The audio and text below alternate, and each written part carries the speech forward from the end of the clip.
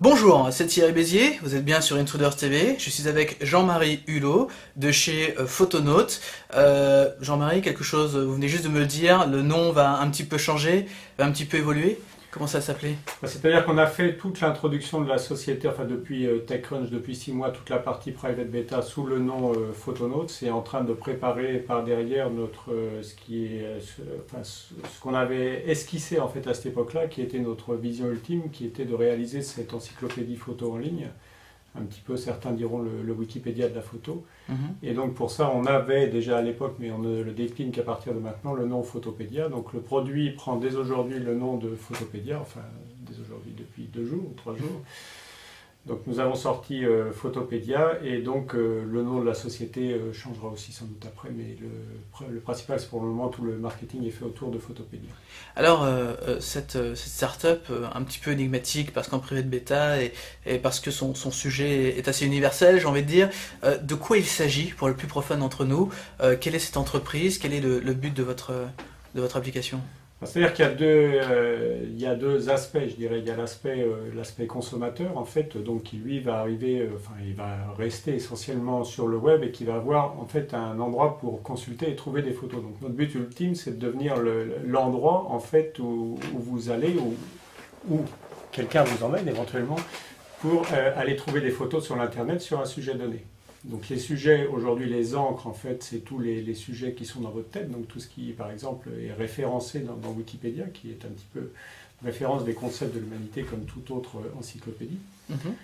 Et ce que j'aime à dire, bien que ce ne soit pas forcément le business de la société, mais c'est un peu la direction qui amène à comprendre tout ça, c'est... essentiellement, moi, je vois comment mes enfants, tous les enfants fonctionnent aujourd'hui quand ils reviennent de l'école et qu'ils ont un exposé à faire. Essentiellement, qu'est-ce qu'ils font? Ils vont directement sur l'ordinateur, ils vont sur Google, évidemment, et là, ils cherchent le sujet de leur exposé, Victor Hugo ou n'importe quoi.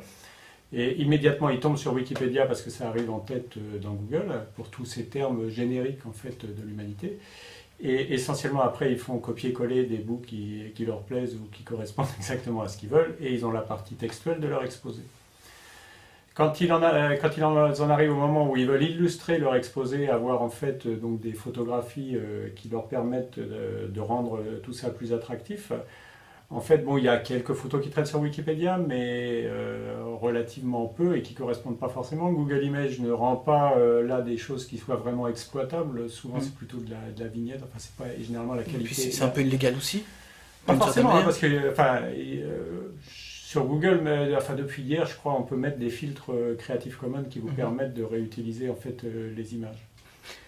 Mais ce qu'on voudrait, nous, c'est que de la même manière que Wikipédia arrive en premier, donc ça c'est la vision ultime parce que ça n'arrive pas du jour au lendemain, que Photopédia arrive en tête, et que donc pour un sujet donné, quel qu'il soit, je ne sais pas, la Colombie ou je ne sais quoi, ou une ville, un truc plus précis, arrive en fait une page Photopédia qui, elle, fait référence à l'article Wikipédia. Si c'est un truc géographique, justement, ajoute à des cartes et tout ce qu'il faut, toute l'information pour ces choses-là.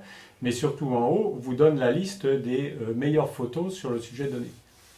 Donc toute la question, c'est comment on arrive à avoir les meilleures photos. Et meilleures veut dire à la fois les plus pertinentes, donc qui ont vraiment à voir avec le sujet, il ne faut pas que ce soit une photo d'autre chose, et en plus qui soit d'une qualité qui soit intéressante. Et proposer du choix aussi, je suppose? Et proposer du choix aussi, bien sûr. Et alors, justement, permettez-moi de vous couper, quel est le profil type de l'utilisateur qui va venir chez vous finalement? Ultimement, j'en sais rien. Ultimement, c'est, si vous voulez, au même titre que qui est aujourd'hui le profil type de la personne qui vient chez Wikipédia, ça n'est pas très clair. Mais toute personne aujourd'hui qui a besoin d'informations sur ce type de concept va plus ou moins se retrouver sur Wikipédia. Il y a bien sûr d'autres sources d'informations.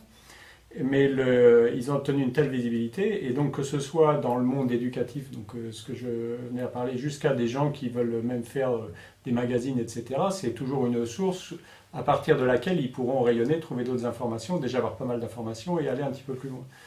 Et donc nous, de notre côté, bien sûr, il y aura le monde éducatif, c'est des gens qui consomment, mais il y a aussi tous les gens qui ont besoin d'images, par exemple pour faire leur site web, des gens qui ont besoin d'images pour faire des magazines, ou même éventuellement des gens qui ont besoin d'images pour faire des livres. Donc à partir de ce moment-là, toute la question qui va se poser et qu'on va se poser au fur et à mesure du temps, c'est comment faire pour que tout le monde y trouve son compte. De la personne qui cherche des images pour pouvoir les retrouver, enfin des images de type gratuit, disons, qui puisse les trouver, les réutiliser pour faire sa chose, ou alors des images qui sont éventuellement achetées. Et donc nous, de notre côté aujourd'hui, d'abord, ce qu'on cherche, c'est l'audience, c'est-à-dire à être partout quand on cherche des images que finalement on se retrouve chez nous et que là on propose pas mal de choses, on fait les choses d'une façon purement, enfin, c'est tout parfaitement clean côté légal, ça on pourra en parler après, et que ultimement, petit à petit, des gens qui cherchent des images pour les exploiter d'une manière commerciale, ils trouvent aussi leur compte. Et nous, vis-à-vis de ça, donc après on pourra voir côté business, on n'a pas encore pris de décision de ce côté-là. Est-ce qu'on veut décliner des business models qui permettent aux gens directement d'acheter, de vendre et d'acheter les images chez nous, donc d'avoir quelque chose qui soit de type place de marché, ou éventuellement d'avoir des partenariats avec des gens qui, eux, vendent des images. Donc ça, on n'a pas encore décidé, on est en train d'évaluer les différents modèles.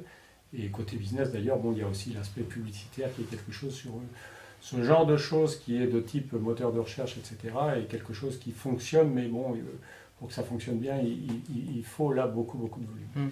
Alors c'est très intéressant parce que c'est vrai qu'aujourd'hui il n'y a pas vraiment de Google de l'image à proprement parler. Ces photos, d'où elles vont venir? Est-ce que moi je peux contribuer? Alors voilà, donc ça, jusqu'à maintenant je vous ai décrit la partie consommateur, donc celui qui est à la recherche d'images pour différentes raisons et qui veut les utiliser. Et donc nous, toutes ces images, et là c'est pour ça qu'en fait on a un modèle qui est un petit peu comme Wikipédia. On veut que cette encyclopédie soit une encyclopédie collaborative, donc à la fois les photos qui sont amenées et les choix des photos, donc le classement en fait des photos qui vous permet de faire émerger la qualité, tout ça ce soit essentiellement fait par la communauté. Donc par la communauté cette fois-ci des gens qui contribuent.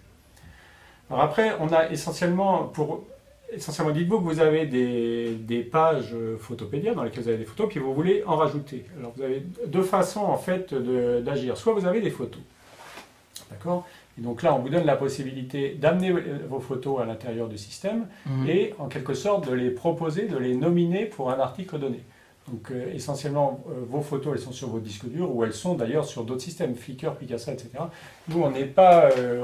on peut stocker vos images, mais ce n'est pas notre métier. D'accord? Donc on veut bien le faire. Si vous n'avez pas d'endroit où elles sont en ligne, nous on vous les met en ligne. Si elles sont déjà en ligne, bah, vous nous dites juste où elles sont. D'accord? Et nous, en quelque sorte, on fait du référencement par rapport à ça. Donc vous amenez vos images à l'intérieur, et puis là, vous les nominez pour un sujet donné. Donc vous revenez, par exemple, je ne sais pas, de Katmandou. Donc vous éliminez vos photos de famille, etc., qui n'intéressent pas beaucoup l'humanité. Ça, c'est juste pour vous. On vous les stocke, etc., et on vous permet de les montrer à vos amis. Ça ne nous dérange pas. Mais vous extrayez celles qui font du sens pour le reste de l'humanité. Et puis celles-là, vous les nominez en quelque sorte. Vous dites, pour l'article Katmandou, je pense que cette photo a de la valeur. Et puis par derrière, en fait, il y a toute la communauté donc là, qui s'intéresse en fait à ce sujet-là, qui immédiatement va être notifiée. On va dire, tiens, il y a des nouvelles images qui ont été mises en tant que candidat sur l'article Katmandou, où vos amis aussi sont notifiés au passage. Et puis eux, donc, viennent, voient ça, et puis ont la possibilité de voter positivement ou négativement. Et alors, oui. Comment on pourrait vérifier, sauf si votre communauté est allée à Katmandou, comment vérifier qu'une photo est une bonne photo? C'est assez complexe, non? C'est-à-dire qu'après, le but, alors, et ça c'est la même chose dans tous ces trucs communautaires, c'est la communauté qui trouve son équilibre. C'est-à-dire que bon, et si c'est un vote juste pour faire plaisir à un ami, bon, ça ne veut strictement rien dire. Et justement là, il y a tous les experts, entre guillemets, qui sont abonnés à Katmandou, qui regardent le truc, et qui eux vont dire oui ou non. Donc ils peuvent faire monter, ils peuvent faire descendre. D'accord. Et d'un autre côté, avec nos outils, on donne tout un ensemble d'outils de communication, donc qui vous permettent par exemple de prendre la photo, d'aller la mettre dans un coin et de rajouter, de dire ben non, écoute, celle-là, elle n'est pas de Katmandou, même si c'est pas très loin. Vous dites celle-là, elle n'est pas de Katmandou, en fait, elle est de Patan qui est juste à côté, c'est tel temple, etc. Et là, ça vous permet d'engager la discussion avec la personne jusqu'à trouver exactement où cette photo doit arriver, et en fait, où elle trouvera sa meilleure valeur, où elle sera le plus pertinente. Alors, c'est un système qui est très intéressant, assez semblable à Wikipédia dans son sens de de validation, mais la question que je me pose, c'est est-ce que d'une certaine manière, vous n'allez pas faire concurrence un petit peu avec les systèmes de banque photo, parce qu'après tout, si quelqu'un s'intéresse à une belle photo de Katmandou, arrive sur la mienne et souhaite l'acheter, par exemple, c'est des choses. Ça, on peut revenir sur ça juste un petit peu après. Là, c'est dans l'aspect, je dirais, business model, comment on se positionne. Pour finir quand même sur l'aspect contribution. Donc là, j'ai parlé de comment contribuer vos propres photos. D'un autre côté, vous pouvez vous intéresser à Katmandou ou à n'importe quel sujet, mais vous n'avez pas de photos. D'accord, simplement. Et disons, à la limite, c'est peut-être dans un monde comme les plantes ou etc., l'histoire naturelle, que ça va jouer beaucoup. Vous êtes passionné des plantes, d'accord. Et donc, vous voulez vous poser d'abord comme un modérateur, donc vous demandez à être prévenu chaque fois qu'il y a des choses qui sont ajoutées dans ces articles, et là, vous pouvez surveiller. Et donc là, en tant qu'expert, je le surveille. D'un autre côté, pour contribuer, on vous donne accès à toutes les photos créatives avec des licences Creative Commons qui sont sur l'Internet. Donc, Creative Commons, c'est l'open source en fait. Et donc, on peut déblayer d'une certaine manière et donc, par les moteurs de recherche Flickr ou bientôt Google, etc., maintenant qu'ils ont le filtre Creative Commons, on vous ramène toutes ces images-là et puis on vous les montre. Et donc, quand vous pouvez là-dedans faire votre choix et dire, ah bah oui, celle-là, c'est une bonne photo de ceci, cela. Et donc, vous pouvez jouer même sans photo. D'accord. Ce qui permet en fait aux deux communautés qui sont, je dirais, les photographes et les, comment on appelle ça en France, les curateurs dans les musées, les conservateurs dans les musées, qui sont ceux qui font le choix et qui font que finalement, ça vous assure la qualité. Ça, peu importe d'où elles viennent. Vous parliez de Flickr, vous parliez peu importe d'où elles. Aujourd'hui, essentiellement, la plus grosse source de photos Creative Commons avec une interface programmable, donc on peut accéder, et provient de Flickr. Depuis 2-3 jours, Google en fait vient de mettre en place le filtre Creative Commons. Donc on va brancher également sur Google. Picasa supporte Creative Commons, mais n'a pas encore mis les filtres pour la recherche. D'accord. Donc nous, on est complètement neutre vis-à-vis des sources. Et de toute façon, on ne montrera jamais une photo, quoi qu'il arrive, sans ce qui est le nom de l'auteur et l'endroit d'où elle provient. Ce qui veut dire, nous, on ne veut pas dire c'est chez nous. Non, cette photo est là-bas, elle est là-bas. Donc on vous donne le lien.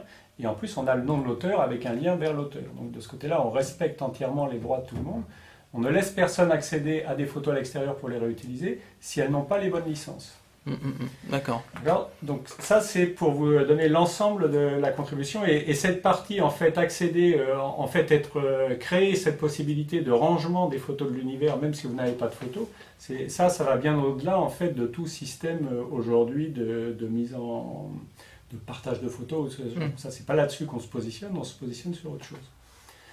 Alors pour en revenir à l'aspect business, aujourd'hui c'est très simple, on est concurrent de personne puisqu'on ne fait pas de business. La première chose, il faut valider notre modèle. Vous êtes une fondation ou la forme, c'est quoi aujourd'hui? Aujourd'hui, on le déclare dès le départ, on n'est pas une société non-profit. Donc c'est une société à but commercial, mais qui aujourd'hui n'a pas décidé exactement de quelle manière en fait elle allait décliner sa proposition commerciale. C'est quelque chose qui est à l'étude et qui demande de validation justement par les acheteurs, les vendeurs, de voir à quelle place on doit se mettre exactement.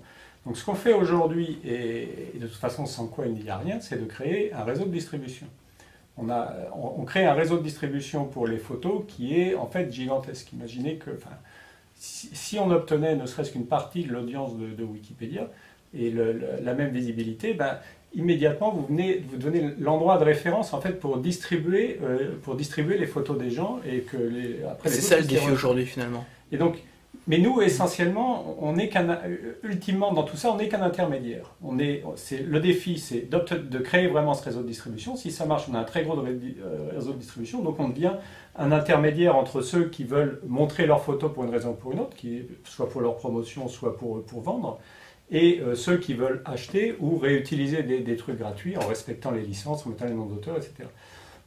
Et donc nous, au moment, en fait, une fois qu'on aura créé le réseau de distribution et qu'on verra que tout fonctionne bien, là on décidera en fait comment orienter le business model. Donc effectivement, on peut se retrouver concurrent de Getty. Alors ça, c'est ceux qui sont tout en haut et qui aujourd'hui sont dans une situation un petit peu difficile parce que justement les modèles sont en train d'évoluer et eux ils représentent un petit peu le monde tel qu'ils l'avaient défini et c'est eux qui dictent les prix, et comment ça se passe. C'est des licences extrêmement compliquées et des mondes alors là qui sont complètement au bas de l'échelle, qui sont les mondes plutôt Photolia, iStock Photo, qui sont des gens qui vendent de la photo pas chère, là c'est carrément de la photo c'est de la photo presque bradée, c'est comme les casseurs de livres, etc., qui vont vous vendre plein de photos pas chères. Mais dans aucun des deux, c'est vraiment l'auteur qui décide quel est le prix.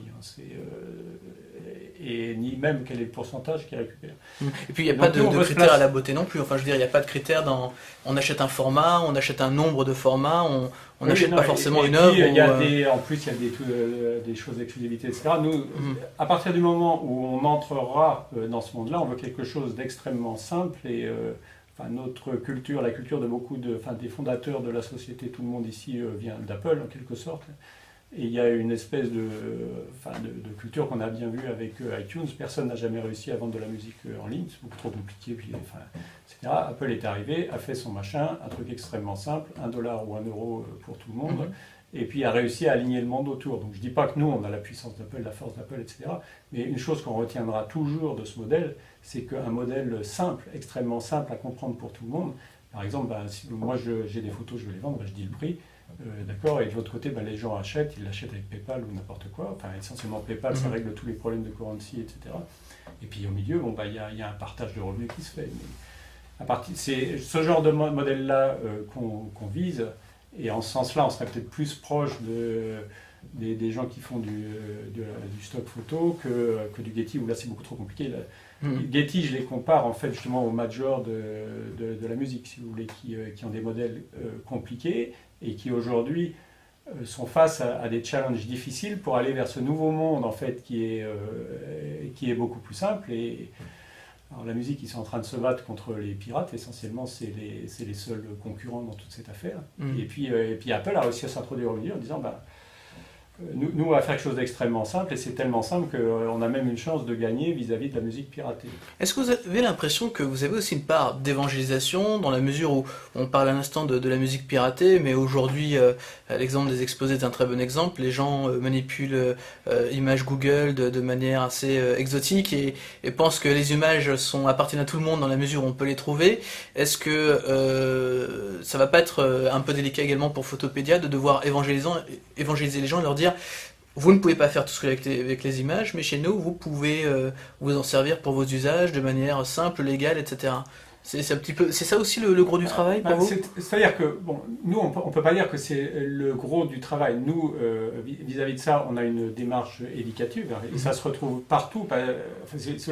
Ça commence par le fait qu'on ne montrera jamais une image dans notre réseau, et que ce soit sur les widgets, sur le web ou dans l'applicatif, etc., sans avoir la licence explicite de l'image. Donc quiconque passera par chez nous ne pourra dire « je ne sais pas quels sont les droits ». Les images sont toutes marquées avec leur licence.